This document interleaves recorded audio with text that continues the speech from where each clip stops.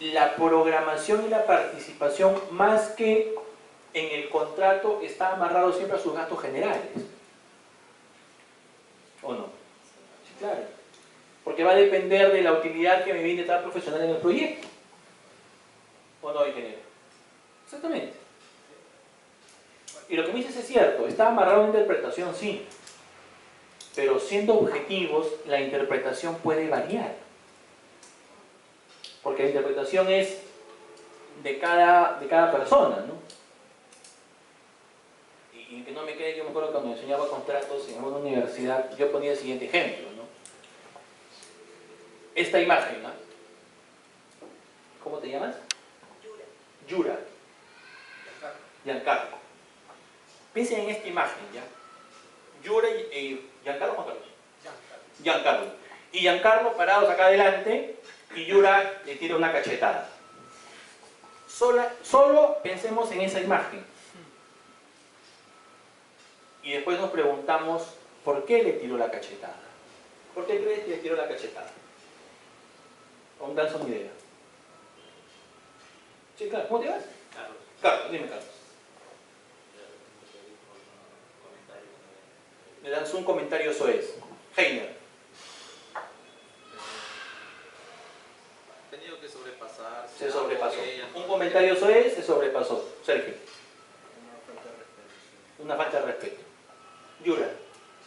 ¿Por qué lo golpeaste a Giancarlo? Para agilizar la mano. Mujer, finalmente. Giancarlo, ¿por qué te agredieron? Te agredí. Porque así soy feliz.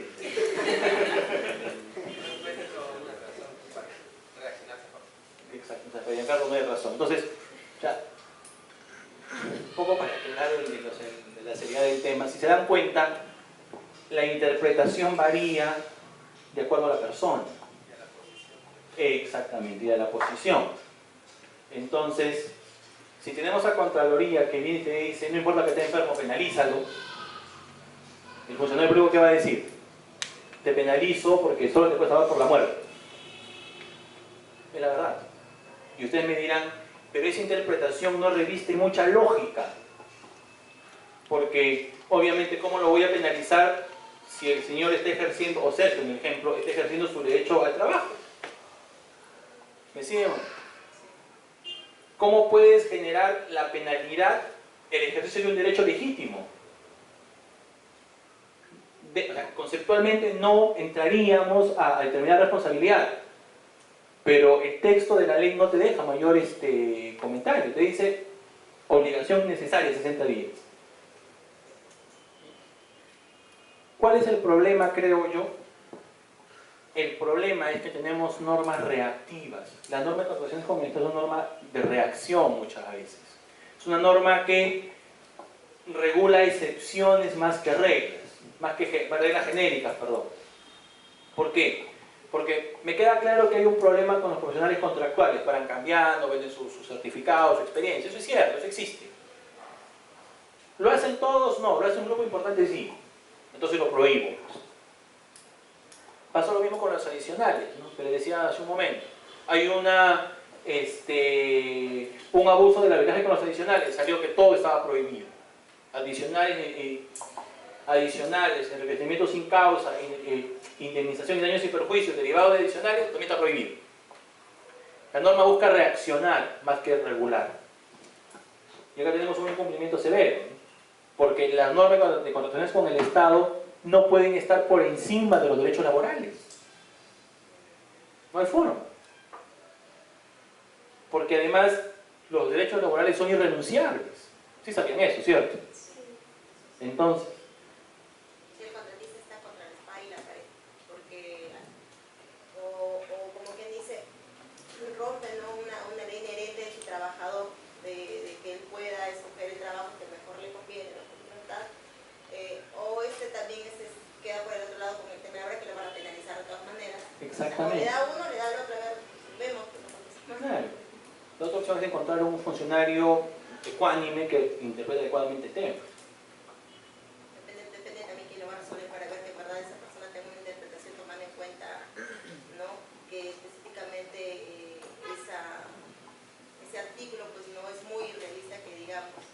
Exactamente. Ahora, pero el tema no solamente se evidencia en este artículo. Por ejemplo, se pide la permanencia, perdón, es participación permanente del residente de obra en el proyecto. Pero como trabajador el residente tiene derecho a su descanso semanal. ¿O no? Claro que existe en la ley. No puede estar ahí metido todos los días. Claro. No es justo.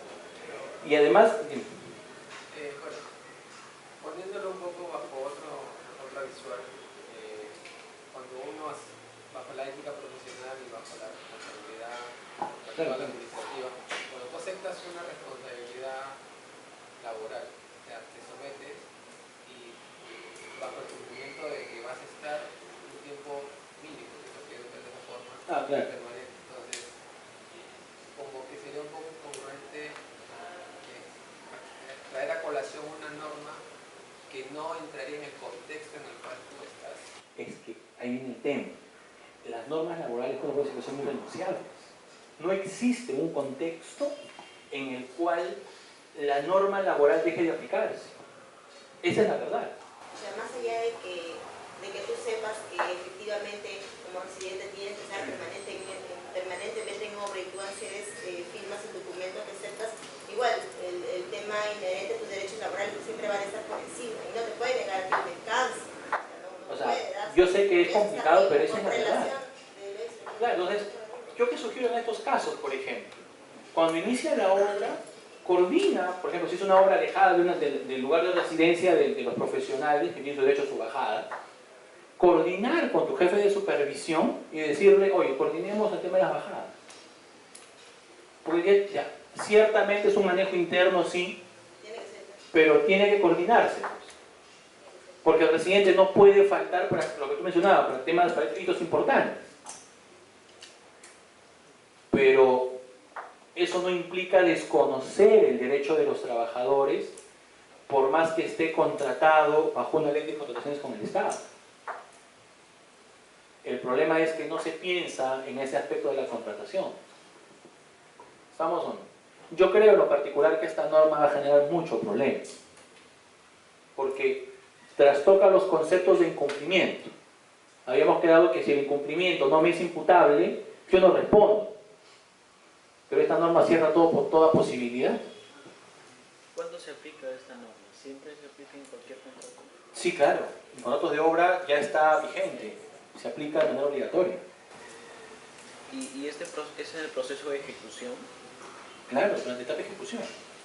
Ahora, partiendo de la frase con la cual iniciaste, el contrato es un acuerdo de voluntades. Claro. Bajo esa premisa, si tú firmas un contrato, entonces se puede de alguna forma, traigo a colación siempre coordinar esto, ¿no? Pero sacarlo de la forma de que tú firmaste el contrato,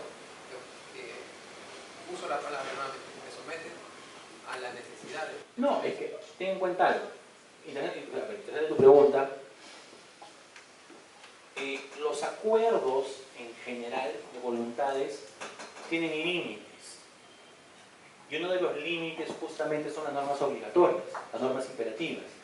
Y los derechos laborales no pueden, o sea, son normas obligatorias. Además de eso, es tan irrenunciable el derecho del trabajador, el derecho laboral, que por ejemplo, Sergio me contrata y me dice, ¿sabes qué? Yo renuncio al pago de mi gratificación. Y lo firmo por escrito y se lo doy. Yo después voy a un juez y me va a decir, ese papel no vale. Por más que sea una declaración escrita con mi huella digital, no digo notarial porque ningún notario te va a tratar eso, ¿no? Pero no puede. Ya. Traslada ese concepto al acuerdo de voluntades. Es exactamente lo mismo. Lo que queda es coordinar internamente supervisor, residente de obra, para ver cómo se manejan los descansos semanales, cómo se manejan los descansos semanales, descansos vacacionales, de ser el caso, y eventualmente el tema de las enfermedades o ausencias, ¿no? Esto debería estar bien específicamente, creo yo, en el reglamento, porque, como vuelvo a repetir, ¿no? Voy yo como Contraloría, ¿no? Exactamente. Cuando me digan, está de vacaciones, a mí sí me sorprendería, ¿no? Porque hay un contrato, hay algo de un acuerdo. Pero esos detalles deberían estar también especificados en la ley de contrataciones, porque en ninguna parte, primera vez he escuchado eso, ¿no? Que el presidente puede pedir, porque está en todo su derecho, ¿no? Por el régimen del trabajo, pero siempre yo he escuchado que el presidente debe estar permanentemente. Yo le comento un caso que yo conocí de manera presencial. Yo tenía un residente en una obra en Arequipa, ¿ya? Un tipo, un buen profesional, cumplido, eficiente, un muy buen residente, porque además manejaba a la gente y todo, espectacular el tipo. Por cuestiones de la vida, tenía un hijo menor de 6 años y la criatura se enferma gravemente, su hijo. Y este residente, como le debían además vacaciones, porque no había salido de vacaciones, dijo, ¿sabes qué? Dame, permíteme gozar de mis vacaciones, ni siquiera el mes completo, creo que 2 semanas, y para estar con mi hijo, ¿no? Entonces, yo como empleador digo, o sea, tampoco quiero perder un profesional de ese nivel, no me es conveniente, más aún cuando le debo vacaciones y además es un tema comprensible. Porque tampoco puede dejarse, o sea, puede apartarnos, no podemos apartarnos del lado humano. El ingeniero se fue de vacaciones, hoy tuvo las coordinaciones, creo que estuvo 3 semanas fuera. Yo sé que es un tiempo regular, ya, un tiempo considerable. Y la entidad resolvió el contrato, porque no estaba el presidente. Y claro, ahí hubo un problema porque además no nos aceptaron el cambio, hubo un problema y nos robó el contrato. Entonces, no es tan cierto en todo caso que por el hecho de que estemos bajo el manto de esta ley de contrataciones con el Estado vamos a desconocer los derechos fundamentales de los trabajadores. Como no está escrito, como bien decía la ingeniera, ¿verdad? Debemos coordinar en todo caso, pero eso es lo que nos toca, ¿no? Esta norma no, es muy radical al momento de establecer sanciones y penalidades. Caballero, para hacer una consulta, primero estábamos hablando del tema específicamente en el caso, por ejemplo, del sanitario, ¿no? Ya. Estábamos ahí en los 365 días, el sanitario, para este caso específico, para no entrar en conversación con el compañero, va casi al final, ¿no? Va casi al final. Como se sabe que este profesional, si bien está al final, igual se tiene que mantener de alguna manera la relación de que está inhibido en el proyecto. Pongamos algo, se sabe que, por ejemplo, en una línea en un staff de profesionales para una supervisión, pongamos que hay el estructural, sanitario, eléctrico, electromecánico, etc. Listo. La normativa nos dice que tanto el presidente como el supervisor tienen que estar para solamente una obra, ¿verdad? Hablando del Estado, solamente y específicamente para una obra, lo que no pueden estar de más. Pero podría darse el caso de que uno de esos profesionales tenga un contrato de locación que no tenga que ver con supervisión, sino, por ejemplo, para la revisión de precios de un presupuesto. Estaría ahí faltando a la norma, pero son trabajos diferentes que no tienen que ver con lo otro, o cómo así se puede. Yo pienso que también es una interpretación. Dice que no puedes estar supervisando, pero no dice que no puedes estar haciendo tus trabajos que obviamente mientras que no causen de que tú no asistas a obra, ¿no? O que incumplas tu trabajo de supervisión. Claro, en realidad la prohibición es si es supervisor o residente en otra obra. Pero si puedes hacer otro tipo Sí, de claro, trabajo. mira, leamos la norma, ¿te parece? Por acá lo leí hace 2 minutos. Creo que eso, sí, no, una opinión personal. En la anterior norma hablaba de los factores del 0.5 y ahora es el 1. 0.5 te permitía tener dos obras, y en este caso la norma ya te permitía que claro. uno solamente 100%. Claro. Solamente como supervisión. Pero bajo el mismo entendido, ¿no? De los mismos servicios que se están aplicando. Pero si es un servicio diferente, que no un trabajo que puede ser después de tu horario de trabajo, de obra. Lo que pasa es que, a ver, o sea, más que prohibición es la consecuencia. La norma te establece consecuencia en caso de, o sea, la consecuencia es la descalificación cuando eres residente, supervisor, supervisor. Mira, dice, cuando los postores presenten dentro de su oferta como personal permanente, ojo, a profesionales que se encuentran laborando como residente o supervisor de obras, contratadas por la entidad que no cuentan con recepción, dicha oferta es descalificada. Ahora la pregunta es, ¿qué entidad también? ¿La misma entidad u otra entidad? ¿O en general? Si es otra entidad. Bueno, repito para entenderlo mejor, ¿te parece? ¿Qué artículo que acabas de 190.1. Hablemos del versículo mejor, ingeniero, en la Biblia. Dice, ¿no? Es responsabilidad del contratista ejecutar su prestación con el plantel profesional ofertado. Hasta ahí estamos acá. Cuando los postores presenten dentro de su oferta como personal permanente a profesionales que se encuentran laborando como residente o supervisor en obras contratadas por la entidad que no cuentan con recepción, dicha oferta es descalificada.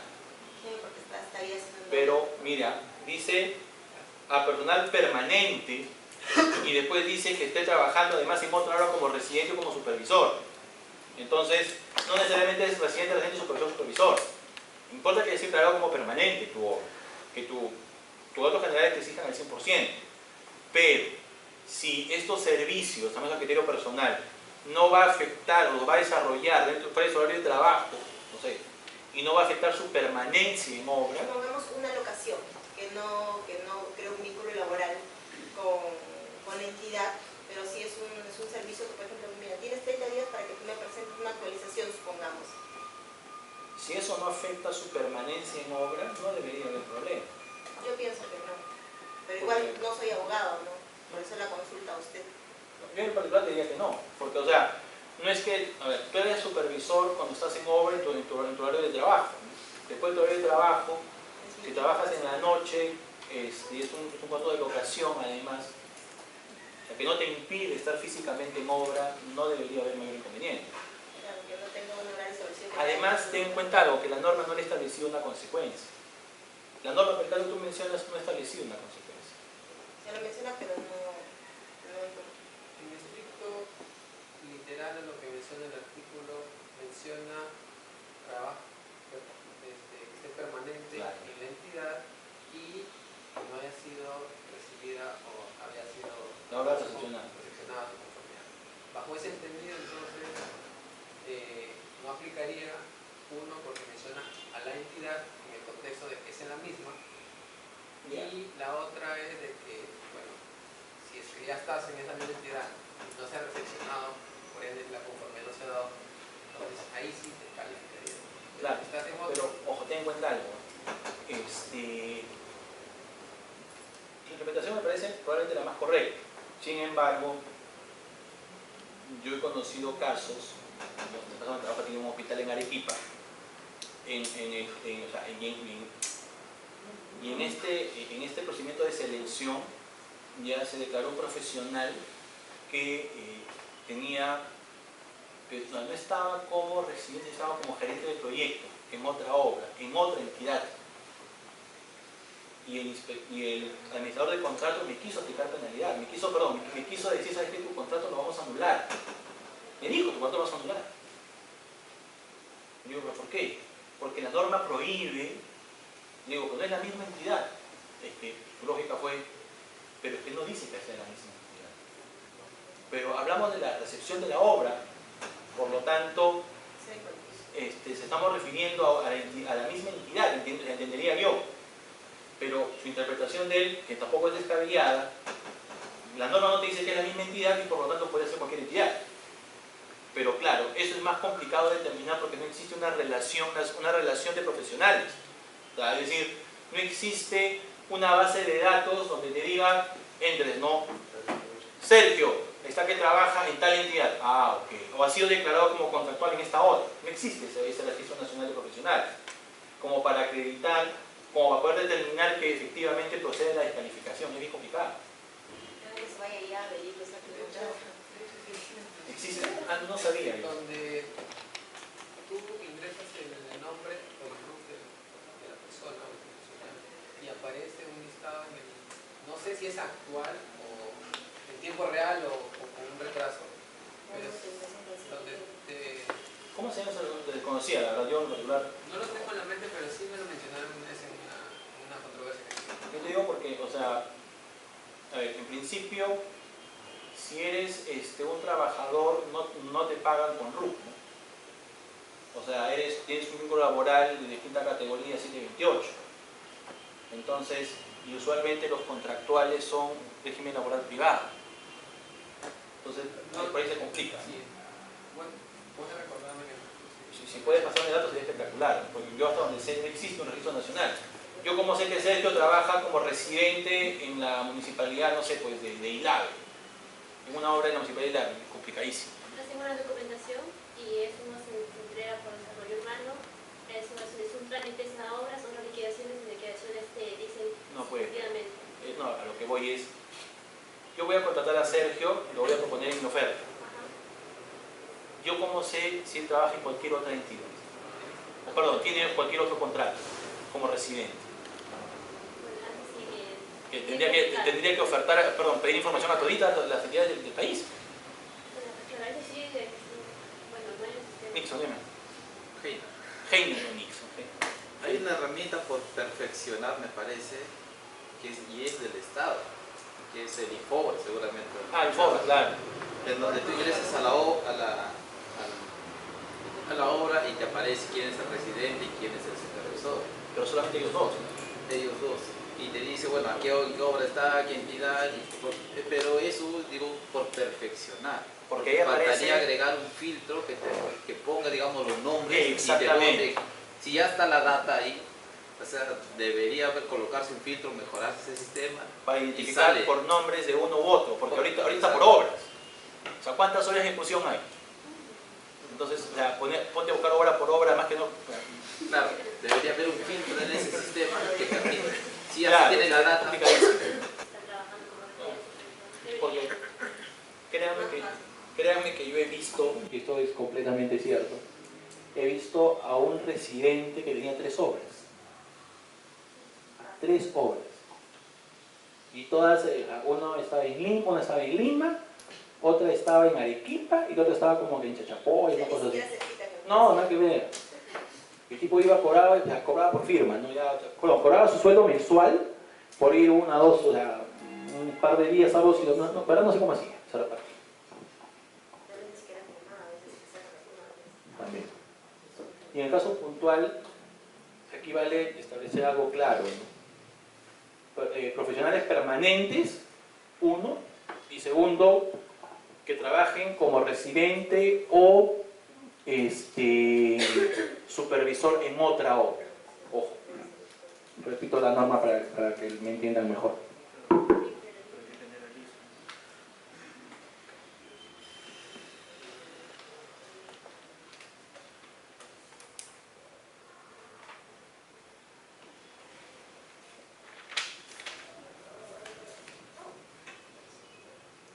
Dice, cuando los postores presenten dentro de su oferta como personal permanente, yo entiendo como personal permanente cualquier profesional que esté al 100%, correcto. Presenten como personal permanente a profesionales que se encuentran laborando como residente o supervisor en obras contratadas por la entidad, que no cuenten con recepción. Dicha oferta es descalificada. Lo digo de otra forma. Si yo tengo uno de metrados que debe estar al 100% en mi obra, de esta manera permanente, mi obra se descalifica si él aparece como residente o como supervisor en otra obra. Y aún no está liquidado. ¿Okay? No está liquidado, tiene recepción. ¿Estamos o no? ¿Por qué preciso esto? Porque las normas que limitan derechos o establecen sanciones deben ser de manera taxativa, de manera clara.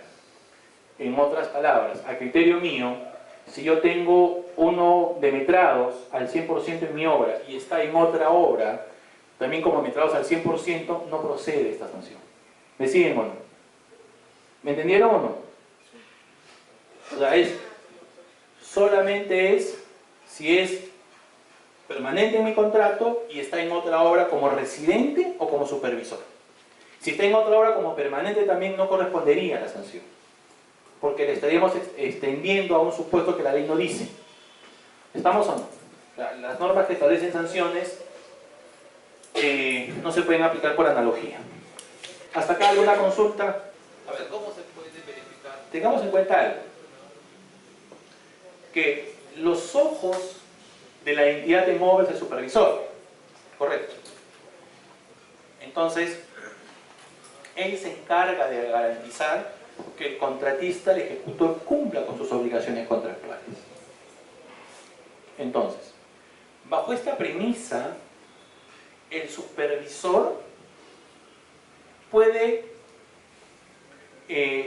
pedir, ojo, o validar o verificar la participación del 100% de los profesionales ofertados de acuerdo a la programación. Muchas veces lo que se coordina de manera interna son cuadros de asistencia. No estás obligado finalmente, pero se coordina.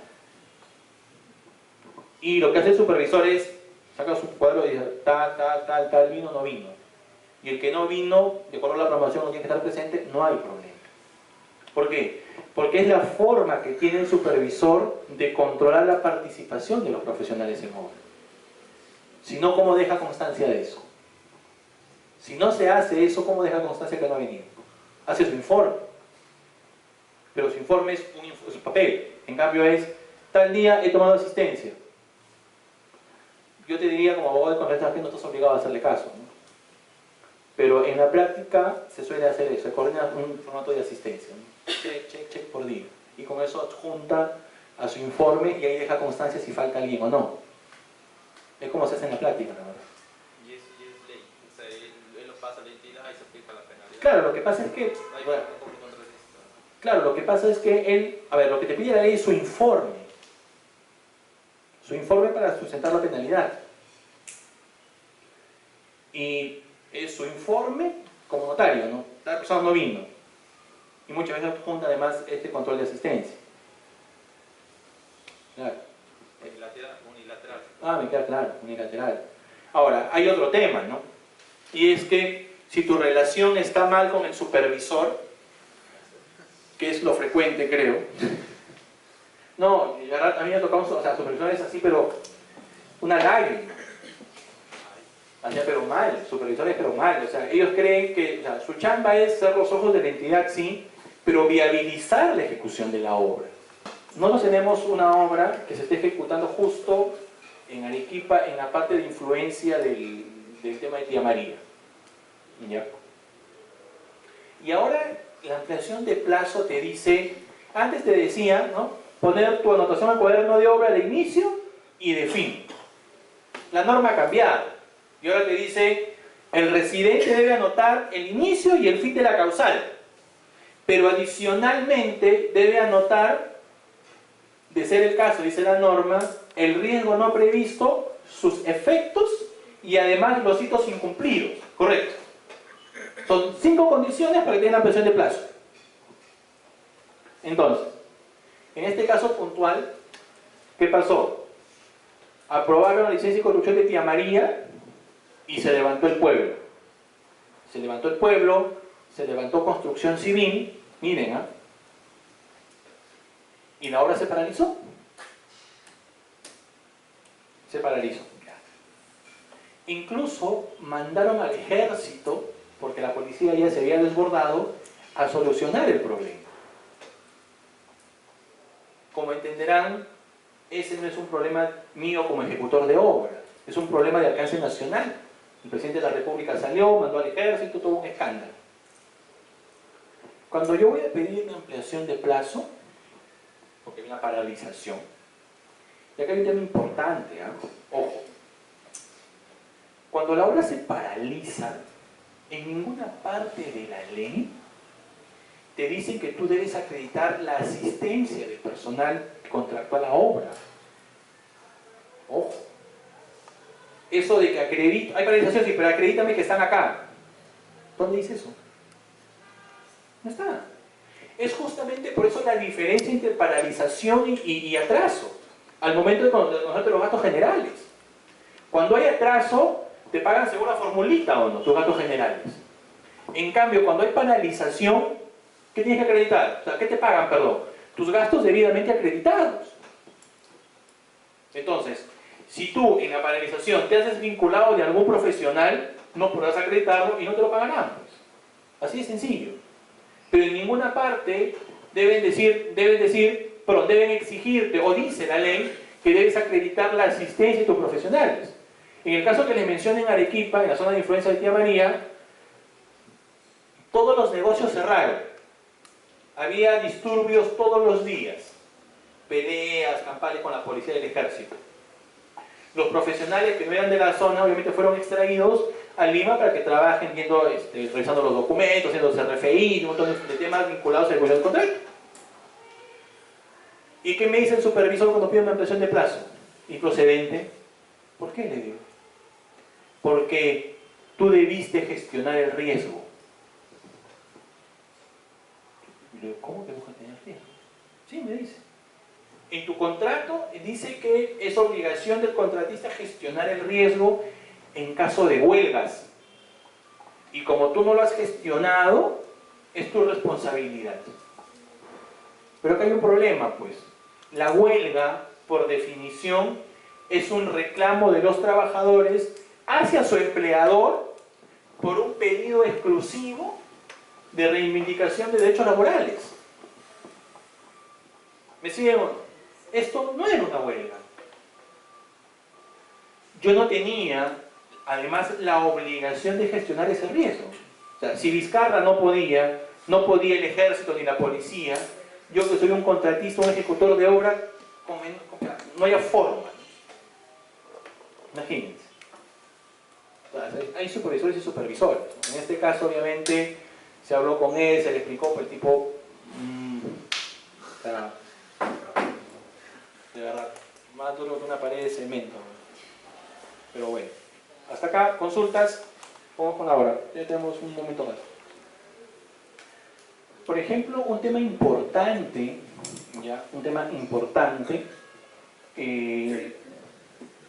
es el siguiente. Es que una de las características de este tipo de contratos es que se tramitan licencias y permisos. Hay una norma que te establece que en caso de edificaciones, por ejemplo, las obras públicas no requieren licencia de construcción, ¿no? Algo así en la norma, no me acuerdo exactamente, pero la busco y te la paso. ¿Cuál es lo particular acá?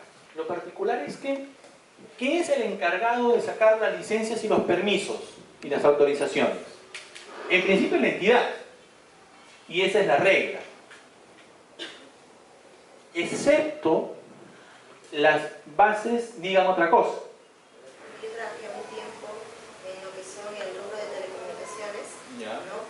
Y ahí se estilaba, no me acuerdo ahorita específicamente, años atrás, que ahí las licencias eran automáticas, ¿no?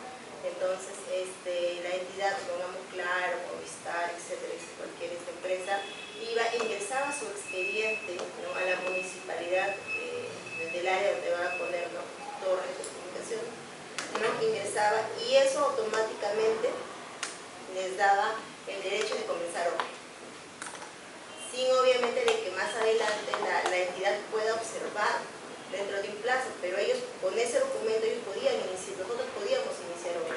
Lo que pasa es que ten en cuenta algo. A ver, en el caso que me mencionas, básicamente estamos bajo la lógica de un contrato de concesión. Ya no se aplica esta ley, una ley distinta. Y en tu caso, efectivamente, hay licencias. A ver, las licencias vinculadas directamente al objeto del contrato, en principio es de cargo de la entidad, o si las bases dicen otra cosa, lo que diga las bases, es decir, se puede trasladar al contratista. Pero hay licencias que son propias del procedimiento constructivo que es nuestro, o en general vinculado al contratista, como por ejemplo, voy a poner mi oficina acá en Trujillo, para que trabaje, para que ahí funcione, en vez de parte del consorcio. y tengo que sacar mi licencia de funcionamiento en una municipalidad. Obviamente esa licencia es mía, no va a ser de la entidad. ¿Me siguen o no? Pero hay licencias que sí son obligatorias y licencias vinculadas a la ejecución del proyecto. Puntualmente, ya, me generas una duda. Claro, dime. Si es una obra que va a impactar, que va necesariamente a tener obras en la vía pública, ese permiso de uso de vías para los trabajos, salvo que se indique lo contrario en las bases, estaría bajo el sentido que tú mencionas, que está dentro de la Yo te diría que sí. entidad. Yo te diría que sí. Yo te diría que sí. Porque si te das cuenta, la norma no especifica. Miren.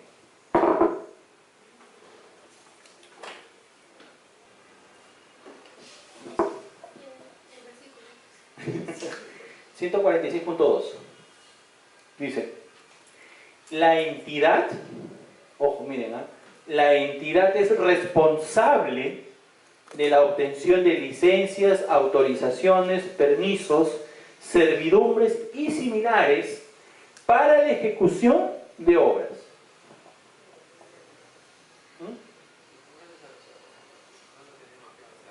No, tranquilo. Bueno, acá dice consultoría de ejecución y consultoría de obras, ¿no? Salvo que en los documentos del procedimiento de selección se estipule que la tramitación de esta se encuentra a cargo del contratista. Si se dan cuenta, la norma es genérica. Pero claro, obviamente, si es una licencia para que funcione en mi oficina, es una licencia mía. ¿Por qué? Porque no está vinculada a la ejecución del proyecto, sino porque yo necesito una oficina. La 146.2. Uno de los permisos que solicita la contratista normalmente es, por ejemplo, el PMA, el Plan de Material Arqueológico, que claro. ya se da iniciando la fase de ejecución, bueno, a diferencia del SIDA que es Antes. Pero el PMA tiene su propio, está en tu desagregado de gastos, usualmente. Aparece ahí en tu presupuesto. Claro. Claro. Arqueológico. Claro. Claro, y además hay un tema, ¿no? Y es que si la norma no te dice nada, perdón, tus bases no te dicen, pero está en tu presupuesto y tú has contratado con eso, me queda claro que tú debes ejecutar. Entonces, usualmente en el caso del PMA, aparece en tu presupuesto. Te toca a ti pagar para que venga un arqueólogo y te haga tu monitoreo. Exactamente, ¿no? Claro. Y acá hay una particularidad, ¿ya? Porque la norma anterior a esta, la 1341, quitaba la posibilidad que las licencias sean tramitadas por el contratista. Y decía, es responsabilidad de la entidad tramitar las licencias, permisos y autorizaciones. Y en este hospital que tenemos en Arequipa, en personal de trabajo, si bien la ley te decía eso, en mis gastos generales estaba una partida para licencias. Entonces, acá había un problema, pues, porque por más que mi contrato lo diga, estábamos contraviniendo la ley. Y no se puede contravenir la ley, porque la ley era cerrada además. En ese caso, para evitarnos problemas, acordamos lo siguiente con el cliente, con la entidad. Mira, hagamos algo. Yo hago la documentación, porque eso es el costo, pero tú la presentas. Porque a veces digo que a veces nosotros también usamos eso. Me presento, tú lo haces todos los documentos necesarios, ¿no? Preparas planos y ya yo nada más lo presento como entidad. Exactamente. Saco el permiso a nombre del cliente. ¿Ya? Yo me acuerdo un caso bien particular en la selva. Era la construcción de una carretera. ¿Ya? Y me habían dicho, ¿sabes qué? Tú sacas roca de un cerro ahí, de una cantera cercana a la obra. Y me dijeron, ¿sabes qué?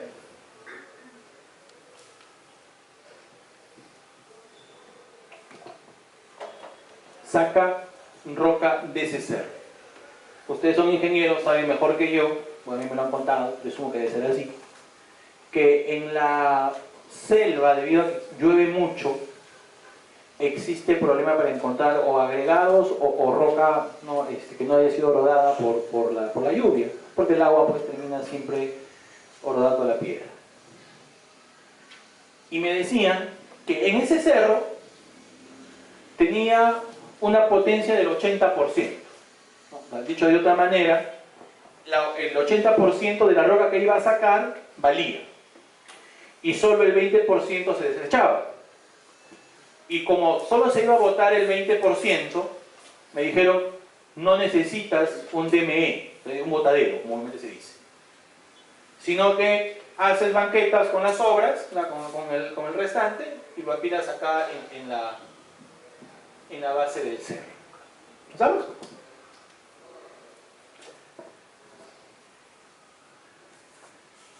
Primer problema. Aparece un señor de la zona y nos dice, está grabando, mejor no. Nos denuncia. ¿Ya? Nos denuncia ante la Fiscalía por minería ilegal. Miren, minería ilegal. Y por deforestación. Su argumento, ¿cuál era? Que se estaban llevando su roca, y segundo, que en esa zona había pues plantas, había un montón de fauna y flora. Cuando me piden el documento para explotar la cantera, lo que es cierto es que no existe autorización expresa. ¿Por qué? Porque ustedes sabrán mejor que yo que te aprueban el expediente técnico con su componente ambiental, y en el componente ambiental te dicen de dónde vas a sacar la roca. Y se entiende además que en el expediente técnico además deben estar las autorizaciones y además, de ser el caso, los permisos ambientales correspondientes. Porque cada proyecto tiene una certificación ambiental. En este caso puntual, la Fiscalía Ambiental nos dijo, pásame primero tu licencia, tu autorización de la Dirección Nacional de Minería, donde te autoriza a extraer roca y hacer minería. 1. Y 2. Pásame tu autorización de CERFOR, donde estás autorizado a sacar los árboles de la zona. Pero sí tratado de manera muy suave, muy somera, porque en la práctica no existe una autorización para hacer actividad minera en la zona, o sea, en las canteras. Dime. No, levantas la mano. Porque, perdón. Porque cuando te piden las licencias, tú vas al MINEM y el MINEM te dice, no, vas a realizar actividad minera, y te saca un montón de requisitos que conseguirlos nada más van a extender tu plazo de ejecución de obra. Y además las licencias y permisos de este tipo me queda claro que están a cargo de la entidad.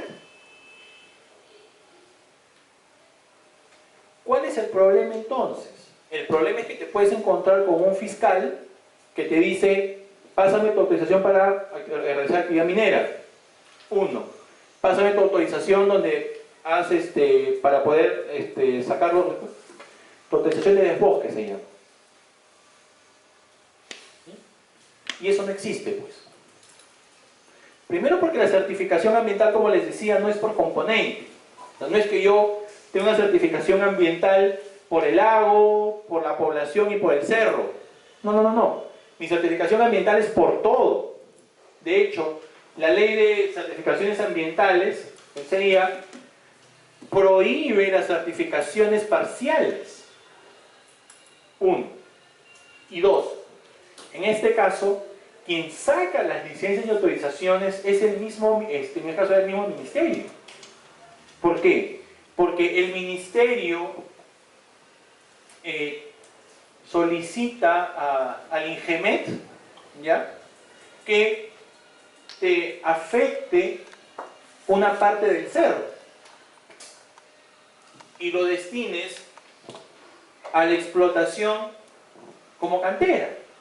pero no existe otro documento. El INGEMET solamente es un catastro minero, nada más. No existe autorización expresa.